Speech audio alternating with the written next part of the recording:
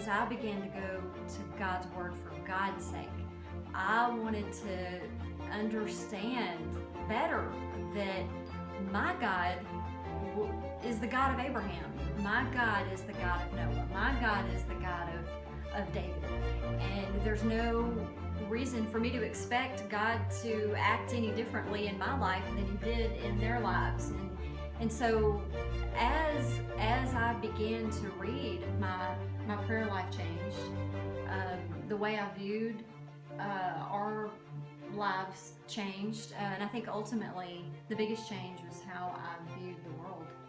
Yeah, I mean, I think everything changed because as our generation grew up, we were very keenly aware of our need to have a quiet time, and so we grew up learning the Bible in short little pieces, but never really learning how God reveals Himself through the whole story of Scripture. And the result of that is in crises of life, we end up making decisions based on how we feel in that moment. We end up having our quiet time looking for that next nugget, always expecting to hear what God's going to say in the future.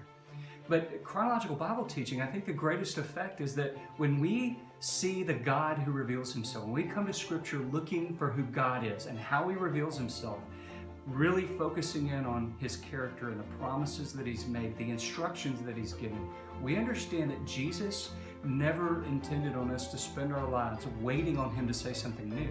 He commanded us to learn what He's already said, so that in the crises of life, our family really began to make decisions not based on how we felt that day, not based on what we were waiting for God to tell us, but based on what God had already said, because He's already made promises about our future, and He's commanded us to appropriate faith in our lives based on those promises.